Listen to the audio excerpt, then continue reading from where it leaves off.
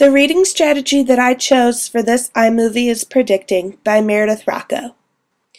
The reading strategy of predicting could be used with any middle school grade. However, the book I am using in this iMovie to teach predicting would be appropriate for 4th grade students because the plot of the book is easy to comprehend, which makes predicting what will happen in the story easier.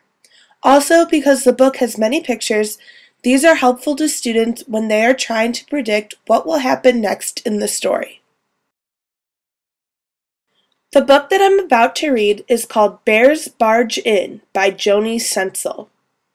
By looking at the cover of this book, what do you predict is going to happen in the book? Or what do you think this book is about?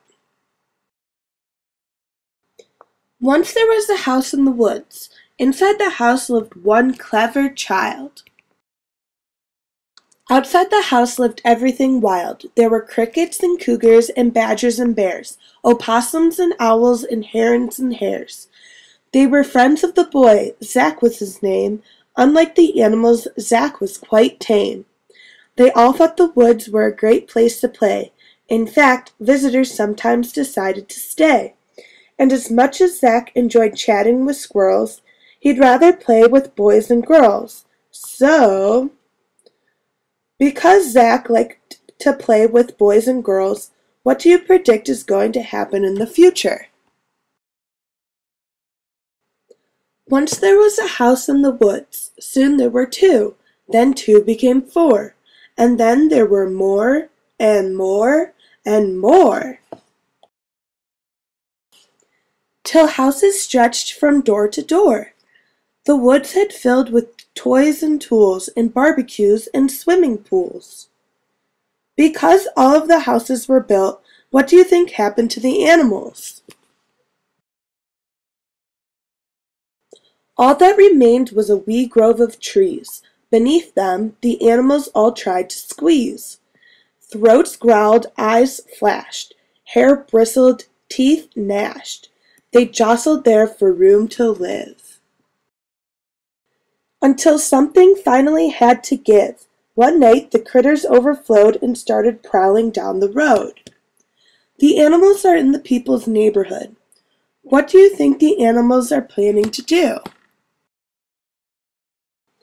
When Zach woke up, to his surprise, a possum swung before his eyes. He tiptoed out without a sound. Can you imagine what he found? Chipmunks in the cupboards, woodpeckers on each wall, raccoons in the refrigerator, hornets in the hall, coyotes curled in closets while snakes swarmed up the stairs. And the bathroom? There was no mistake. The tub was full of bears. Zach's neighbors simply flipped their lids. No bears allowed. They'll eat our kids. They'll eat our poodles for a snack. We're sure to have a bear attack. Zach answered, just because they're hairy doesn't mean they're bad or scary. Despite his words, the neighbors growled, no animals with fangs allowed. What do you think the people are going to do to the animals that invaded their homes? They built a huge fence all around, from the highest roof to the lowest ground. Their houses they picked up with cranes and yanked in tight with hooks and chains. They put up signs and posted guards and hung out locks with access cards. When it was done, they gave a shout. There! That will keep those critters out. The neighbors firmly closed the gate. Zach stayed outside to watch and wait. Why do you think Zach stayed outside the gate? Time passed, vines grew. Rain dripped, leaves blew. No bears ate Zach. Zach ate no bears. He lived his life, and they lived theirs. And now that there was room anew, the animals found new homes too. Zach's bathtub had cleared out by spring, though one bear left a dreadful ring.